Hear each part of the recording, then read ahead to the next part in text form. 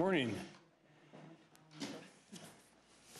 We're here today very happily to talk about the schools and kids that are going to be able to be funded by the additional funding for the pre-K early childhood programs. Not as complete a funding package as I had hoped for, but better than the one last year. And as you'll see, they're able to expand the number of students that are being served. Also really grateful to three superintendents who are here today. Dr. Joe Gothard, the St. Paul superintendent. And St. Paul serves the school district 39,000 pre-K students, I'm told. And received for this coming school year, a $1.678 million award, which will fund directly an estimated 225 students. Dr. Christine Osario, North St. Paul Maplewood Oakdale superintendent, received a funding award of $793,533 for an estimated 144 students. And Dr. Carlton Jenkins, the superintendent of Robbinsdale, received $1.887 million for an estimated 360 students. And I will leave it to the commissioner to explain why some people got more than someone else. But the total number of new students served to be able to serve in this next 17-18 school year is 6,160. That's in addition to the 3,100 that were funded this last school year. And additional 35 new programs have been added to the 74 that are already part of the funding cycle. So that's 109 schools that are funded to serve 6,160 students. Unfortunately, although I requested sufficient funding from the legislature to be able to cover all of the anticipated demand, that funding was not forthcoming. In fact, as you know, the House initially provided no funding at all. This year, we will not be able to cover 183 school district applications because of the funding criteria and the lack of funds overall, which means 9,100 4-year-olds will be denied through the state funding, this additional help to get them started on a successful schooling and successful careers. So it remains a great disappointment to me that in a time when we had a $1.65 billion budget surplus, there's many legislators who didn't want to fund an expansion of pre-K at all, question its value to anybody, and then finally reluctantly agreed to this partial funding increase. And I would like to ask the three superintendents if they could speak to the benefit of their pre-K programs for their students. So with that, we'll turn it over to Commissioner Brenda Casselius, who does a fabulous job, just a fabulous job as Commissioner of Education. Well, good morning. It's just a great day again for our youngest Minnesotans. I first want to thank the governor for his leadership and his persistence in securing more opportunities for kids to get a great start. Since 2011, I remember late in the evening, Governor, we were working to get the first $2 million for starting up our programs, and we were able to do that through our scholarship program, which you will see through my comments today we were able to expand on, as well as expand universal voluntary pre-kindergarten for all students, which is our ultimate goal. I want to thank my superintendents who are here today throughout Minnesota who stepped up and believed in the opportunities that preschool presents for students to get a great start in elementary school, as well as to graduate from high school on time and to be college and career ready. 224 superintendents stepped up, not knowing if it was going to be funded or not, and for over 17,000 kids to be served. And so in our early budget negotiations and talking with the governor, he asked, well, how much would it be to fund everybody? And it was $175 million to meet the need. And we wouldn't have had to leave anyone behind like we did last time. But after a long battle, we were able to forge a compromise and fund about $50 million over the next biennium, but unfortunately that money is one time. So as all the superintendents step up to provide these opportunities, we were only able to get this one-time money. Imagine if you create programs for families and then all of a sudden we have to tell them after 2 years, I'm sorry, but you can't bring your next child. That is unacceptable, and so we'll continue to fight. And as the governor mentioned in his comments, we had 74 districts who were funded previously under voluntary pre-kindergarten, and the legislature brought forward a bill to cut our funding for those 74 families. But we stood strong, the governor stood strong, and we were able to retain those 74 as well as add the additional 35 in new and expand 24 additional districts for current funding. So because we shouldn't deny these opportunities for learning for any child to get a great start, regardless of income, we will continue to fight for universal access for voluntary pre-kindergarten in the years to come, and continue to look at those opportunities for our families and children, because it is expensive to offer childcare, and our parents need a break. And so it's not only good for our kids, it's good for families too. And we must continue to invest in our children and our families to ensure that all children succeed. And when we say all, we mean all. Thank you. I'll turn it over to Dr. Gothard. Good morning. I'm Joe Gothard, Superintendent for St. Paul Public Schools. First, on behalf of the St. Paul Public Schools Board of Education, our staff, students, and the entire community, I can't thank Governor Dayton and Commissioner Casselius enough for their unwavering support of education, and specifically the reason we're here today for our earliest learners. St. Paul Public Schools is honored to receive additional funding for pre-K programming. We know that early intervention levels the playing field and ensures our students start school socially and academically prepared to succeed.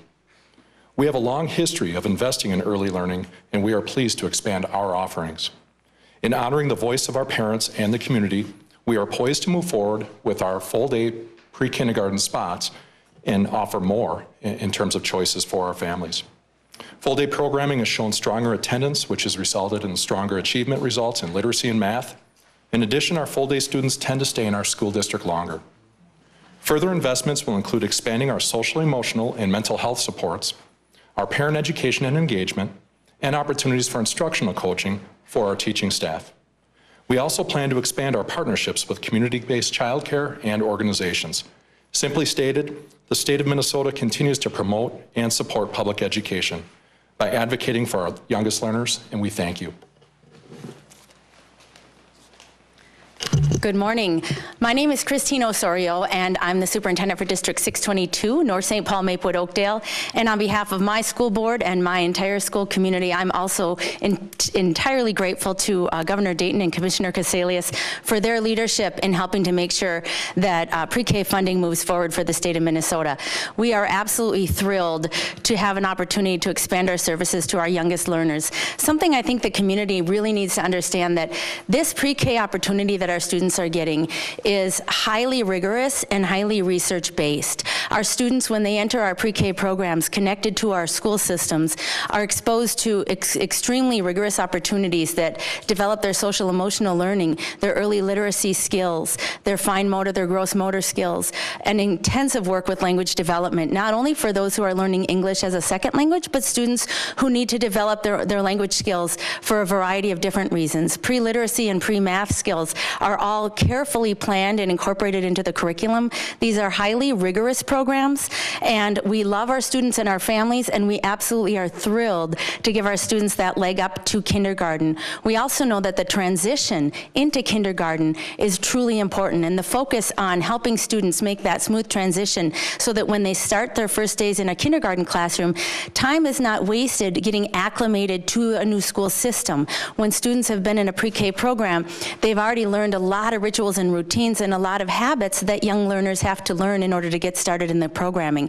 And so all of these things help us to make sure that our students, when they enter school, not only are on their way to closing the achievement gap, but they've already gotten a jump start in doing so already. We're thrilled the opportunity we've been given. The new funding that's available to us will allow us to expand our programming by 144 new slots for our students, and I promise you we will make sure that each and every one of those slots is filled very intentionally, and every moment of time we have with these learners is going to be intentional and research-based and really meet the needs of our learners. So thank you to Governor Dayton and to Commissioner Casselius and to all the lawmakers that helped make this happen. Good morning. Carlton Jenkins, Superintendent of Robbinsdale Area School District 281. Very proud to be here today with the governor and the commissioner, as they have clearly been the champion for our children during their time in office.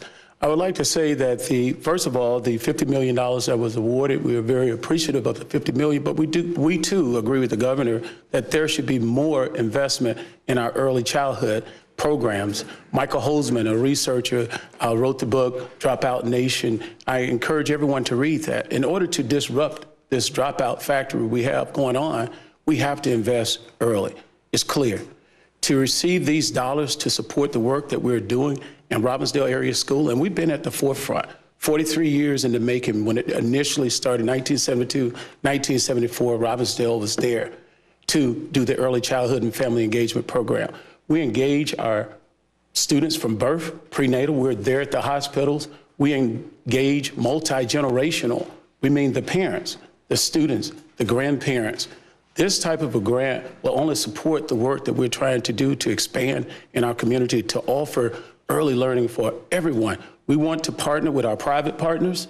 We want to partner with a grandma at home that's babysitting, as some call it. No, that's a learning environment. And we want to be a part of continuing what we have in Robbinsdale, our 4-star rating and all of our programs to just expand out. Today I stand before you and I say, this is a big move, but it's not big enough. And I encourage legislators to reach deep down in your consciousness to work with the governor to make sure that all children have access. This is as big as Brown versus the Board of Education, because now we have the empirical evidence to suggest the earlier you start with children, the greater predictability of the graduation and lifetime quality that's going to be experienced. This impacts all of us. Great move for Minnesota, way to continue to lead the nation in what we do, and we look forward to bringing all of our families into our community. Thank you. Thank you very much. Thank you. So any questions on this particular subject? We'll move on to others. Superintendents talk about the impact of one-time funding. There's hundreds of new students that will be able to attend through this funding, but what's the message to their parents when, once their kids go through a brief period, what happens when there's a new governor who may or may not fund this, or for their younger kids who won't have this opportunity? How do you deal with parents' frustration for future on? Yes, that's a great question. That's probably one of the questions that we all need to consider. It's not just one-time funding. We need to have a strategic focus to look 20 years out. And I say to everybody who's involved with this decision-making, it's not just about the children today. It's about the future of Minnesota and the future of America tomorrow. Right now, we do know that the more education that we get, the greater our national defense. So we should look at how do we continue within our own budgets right now and the funding that we get to have a strategic focus looking 20 years out, 30 years out. This is not about right now. This is a great start. And as you heard, there was $175 million proposed, not just for these schools that accepted it, but for other children. We have children lacking right now in the state of Minnesota. We're #1, right, in the nation in terms of our achievement gaps. So what are we going to do? The question is that. What are we going to do to push this beyond the one-time funding? And I think we have to get up. You heard the commissioner say we're going to continue to fight. That's what we have to do. We have to fight for children and lay the politics to the side. What might characterize that fight? Are you contemplating legal action of some kind? No. As educators, we're strong advocates. And that's a fight. It's an intellectual fight about the well-being of everyone. When we talk about liberty and we talk about justice, we should be standing to hold up what we say in our Constitution, we the people. Well, the people mean all people. When you start investing in early childhood, it's the strong advocacy. So don't confuse that with the physical fight. This is an intellectual war, not a physical war. But if we miss out on this opportunity to push for children learning, then we're going to have lower return on the investment of our education, causing us to have greater health issues, causing us to have greater employment issues, causing us to become less in Minnesota than what we have known ourselves to be, and one of the great leaders from an economic standpoint and an educational standpoint. Were you able to serve everyone that wanted this in, or did you have to turn anybody away? Well, no, we have not been able to serve everyone, and that's the thing. When we say leveling the playing field, and specifically, it even speaks about in this legislation, talking about the students, low socioeconomic and students of color. We want to help all kids. That's what we want to do, and that's what we should be positioning ourselves to do, to help all children, regardless of their income level. We know that children who are not having early learning from prenatal all the way through adult, grandparents, if we're not serving them, then we know that we're putting ourselves in a deficit. So that's what, no, we haven't been able to serve everyone there. Did you have more demand or more applications than the students that were able to get into the programs? Yeah, St. Paul Public Schools has a waiting list. I mean, there are students and families who are eager to be part of this type of programming. The one thing that this does by providing some of this funding, though, there's a great collaborative happening right now in St. Paul to really bring early childhood to the forefront and making sure that it's accessible in a high quality to all students and families who want to participate. So this kind of funding gives us a real opportunity to spread out, to try new things, to try programs in places where perhaps we haven't always collaborated in the right ways. So it is going to pave the way. The startup piece of it, though, or the one-time funding, if you will, does cause a stress on the rest of our system. You know, we don't want to create such a great early learning program that we then have to shore up our K through 12 system as well. It has to be a seamless transition. It has to be funded in a way that equalizes and leverages what we know and what we've done at an early learning stage so that children can succeed. It isn't going to be enough to do it great for 3- and 4-year-olds and then not be able to fund the programs that are already proven in our K-12 system as well. What do you need then? Going forward, what do you need? I think, well, again, the funding is incredibly helpful. It's going to give us a chance to grow and expand. We will have upwards to what we hope is 100 more full-day slots for our families, which is a real priority. We need our community to continue to come together to make sure that it's accessible for all 4,500 4-year-olds in St. Paul. And as long as you're up there, it looks like there's 78 students who will get ongoing funding and 227 that will have the one-time funding. How do you decide which areas or districts have ongoing versus one-time, and which districts or areas are they? Yeah, and I think that's a wonderful question, and I think, again, we have to look at how are we going to equitably place our students, our funding, and our programming to make sure that we're serving as wide of need in our community as possible. It is absolutely quite the challenge, and it would be so much better and so much more preferred if it was for all. We have to start, we have to continue somewhere, and right now, again, with the excitement we have around the collaborative in the city with many partners, public, private, people who are raising their hands saying, we care, our youngest learners and their families matter, and I think, again, it's the recipe for us to move forward in a real positive direction. What's your decision-making matrix on that? Is it lower income areas? Is it underserved areas? Is it minority? What's your... In that criteria is established, and we will have, and we do have a criteria for that, absolutely. I can add a little. And Superintendent Osorio on 622, I'll add a couple of thoughts to this as well. And getting to your point about that challenge of one-time funding, one of the challenges that we face as a school district when you have one-time funding that you have for a little while and then it might go away, we in our school district and many of my colleagues around the state very much value and understand the critical importance of early childhood programming. And so what we often end up doing when funding looks like it might be unstable or we're not sure if it's going to be able to continue, we end up evaluating our programs to see what can we keep afloat if we have to, and what do we, to your point about prioritizing, yes, we do look at who are our students with the highest need, but what happens a lot of times is we end up, in order to try to keep some of our most urgent programming alive, is we end up pulling from other sources, which actually is a detriment to other programs. We do receive Title I funding from the federal government and things like that, and sometimes we end up pulling some other funding pieces together to Band-Aid along the way. But every time you do that, you're eliminating some other intervention or supports that students need at other stages of their educational pathway. And so what's hard about that is that there's always this shifting of, do we pull away from the supports needed for third graders learning to read in order to fund pre-K, which we also know is critically important. In an ideal world, we fund it all because we know those are all critically important areas to fund. But to your point, whenever we are faced with unstable funding predictability, we're always trying to reevaluate and shift the deck chairs to try to figure out where we can best meet our needs. But it definitely falls short when we don't get the full funding for the programming that we need, especially for our neediest students. Anything else on this topic? Yeah, a question for the St. Paul superintendent, if you don't mind, sir. You made a comment that caught my attention, shoring up K-12 programs. Will you elaborate on that a little bit more, the interaction between the two? I don't think I was tracking. Sure. I think many times, thank you for the question, I think many times, and especially in a system of our size, we have what's referred to commonly in education, pockets of success. So we are achieving success, whether it be a neighborhood, a school, a program, a grade level. And by shoring up, we need to ensure, as Dr. Jenkins was so emphatically stating earlier, that education is an opportunity for all to succeed. And all means every student, all 38,000 plus in our school district. And anytime that we have to look and prioritize, as Superintendent Osorio was just mentioning, anytime we have to prioritize, there's winners and losers in that at times.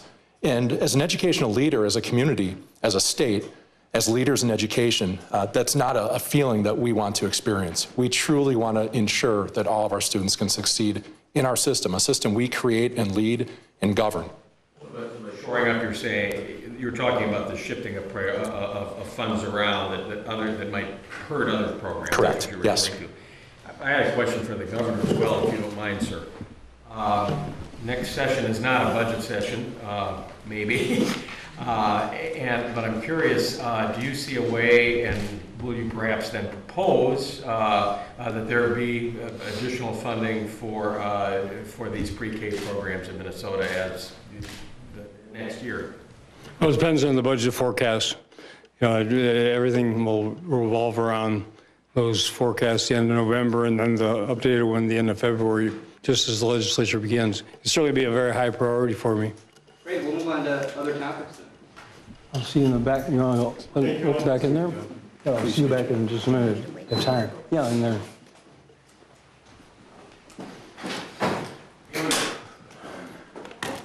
You have persisted in the lawsuit. You were taking that to appeal despite the urgings of the leadership and despite, a small consensus of a group of about 12 people I've talked to who are both your opponents and your allies who doubt you have much chance there. Are you doing this because you feel there's a constitutional question that absolutely must be answered by the Supreme Court? Is that your motivation?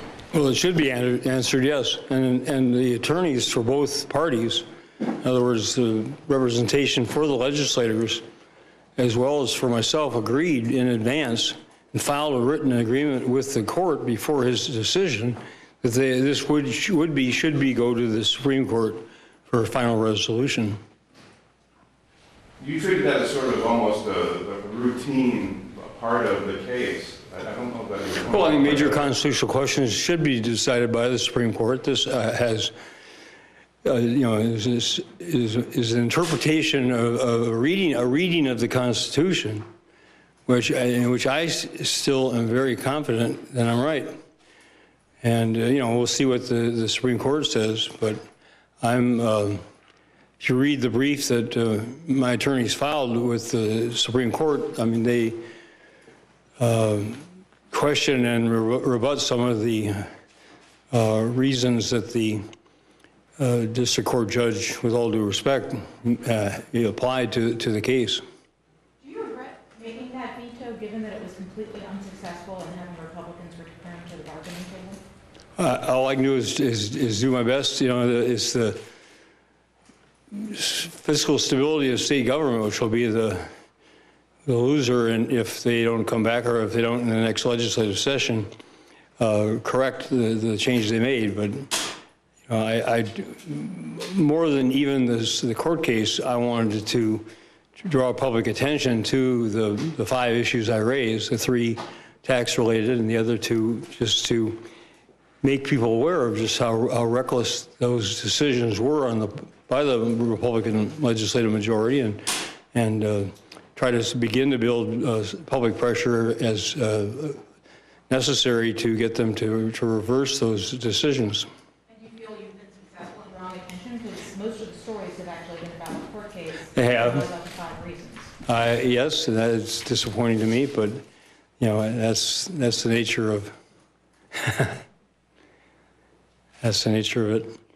We'll see as it unfolds. And again, I intend to continue these issues and this disagreement into the next legislative session because I think they're vitally important to the future of Minnesota. And I think it was extremely irresponsible for the Republican majorities in the legislature, especially in the tax. I'm here, we don't have enough money to fund 9,100 4-year-olds in preschool, and we're giving tax cuts for premium cigars. I mean, this isn't a lack of money, this is a lack of proper priorities.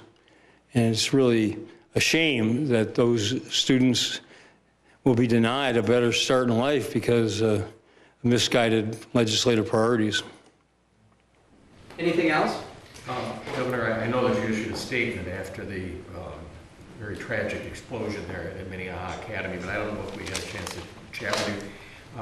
Just your thoughts at this juncture. The NTSB is going to be combing through and trying to figure out what happened. We've been briefed by the NTSB. I mean, of course, they say they'll be on site for the next, they expected, said yesterday, 5 to 7 days. And they're extremely careful as they should be, and they're extremely thorough as they should be, and their timetable to come to a conclusion on this is entirely their prerogative, and we'll have to be wait for that determination. Governor, have you had a chance to speak to any of the families involved here? I have not, no. Governor, if I can go back to the legal realm for a moment. The 4-3 decision with all of your appointees on one side in the majority went against the legislature on the question of the drug sentencing reforms. Your position, or the position that the state brought, was that this amelioration statute shouldn't be an issue. I just wondered that's your lawyer's case. What was your reaction to that? Were you sympathetic to the justices who cited? Well, whether I appointed the judges or not is totally immaterial to the decisions they make. And anybody who says otherwise is really, I think, questioning, and I'm not saying you are, but anybody who does suggest that my appointees are going to side with me in a particular case is just really imputing their integrity in a very unwarranted and unjust way. So, they make their decisions. I'm not a constitutional expert. I'm not a lawyer. So I accept that they make those determinations as they believe the Constitution prescribes. You missed a good time at FarmFest yesterday because you were feeling ill. Are you feeling better? I do. I feel much better today. I've still got a bit of some kind of bug going through me, but I'm back. Thanks, everyone. Governor, have you been in touch with the Department of Public Safety about the Oh, yes. Yes. And what's your feeling on how things are going? Well, it's obviously we wanted it to roll out perfectly. It's done, overall, I think very well. If you look at the numbers, which I think have been shared with you about comparing the first week, the last week in July, the first week it was operating, with the last week in June, which is when the old system was operating, and it's decidedly more, almost 30,000 more applications processed into the new system than the old. But yesterday, obviously, was a big problem, a very unfortunate breakdown. Lasted for 3 hours. The air minute and DPS are scouring the system to find out exactly what went wrong and make the correction so that won't happen again. But again, while I'd like this to be perfect, this system, the vastness of the system. In 1 week, there were 165,000 applications for license tab renewals and new registrations that were processed. So multiply that by 52. I used to be able to do that, but I can't now. I mean, it's the vastness of the system is statewide. And, unlike some private companies that probably, wisely roll something out in a very small location first, and then see if there are glitches and then correct those. This one started out, with its entire state. So, and if you look at the Republican website, I really had to laugh. I mean, it was such a farce. they said, that they wanted anybody with a bad experience to tell them in 2,500 words or less what their problem was. And then if anybody wants an answer to a question, they give the name of the woman at DPS, Catherine Reed, to answer the question. So they're not interested in helping anybody. They just want to try to, trolling for problems and trying to see how they can use those to their advantage. But they're working on it. The goal is to have it be working perfectly, and it's working, as I said, very well overall. It's not working perfectly, and avoid any more shutdowns, which really inconvenience people. When I read about people who've traveled one distance, one place to another to get service and find the doors are closed, I mean, that should never happen in state government to anybody. I wondered about that website too. Did you see that as just an attempt to flood the Department of Complaints? Was that what you were talking about? I expect the 2,499 word diatribes will be sent to you before they're sent to, simultaneously they're sent to the DPS. Thank you. Thank you. Speaking of problems, the Trump administration has talked about the subsidies for the ACA potentially ending. Some governors have been very much involved in lobbying against that. Have you played a role in there? And have you heard anything from DHS about the reinsurance waiver? I've not heard from the waiver. Our timeline that we were given was by the end of this month, so we're following and assuming that's still the case. There's a bipartisan coalition of 10 governors, and I contacted Governor Hickenlooper to see if they could add one, and he said, well, if I could, they're very important to them as balanced and bipartisan, so he said if I could find another Republican governor, we could join. So I have not pursued that, but Wait, you have him call Scott Walker and say, let's go in together? No, I didn't do that. I mean, they're making a good case. We have sent letters on to our delegation in terms of the the deficiencies with the Affordable Care Act. Of course, now it's been stymied. And we'll see what comes out in a bipartisan way. Governor, now that we're seeing the special prosecutor has impaneled a grand jury, drawing from your experience as a senator, where do you think this is headed? What do you think is going to happen? I don't know. I don't know that anybody does. Anybody who's not privy to the information, the facts that the special prosecutor has, I think is just speculating. And I don't know. I think the facts will, hopefully all the facts will become known, and that will guide the future. Okay, thank you.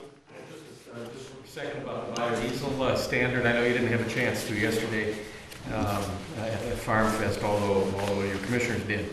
But what's the importance of it in terms of changing that for Minnesota? Well, it's greater utilization of soybeans or a raw product, of processing them and adding value. That's a big part of correcting the serious price deficiencies in current crops.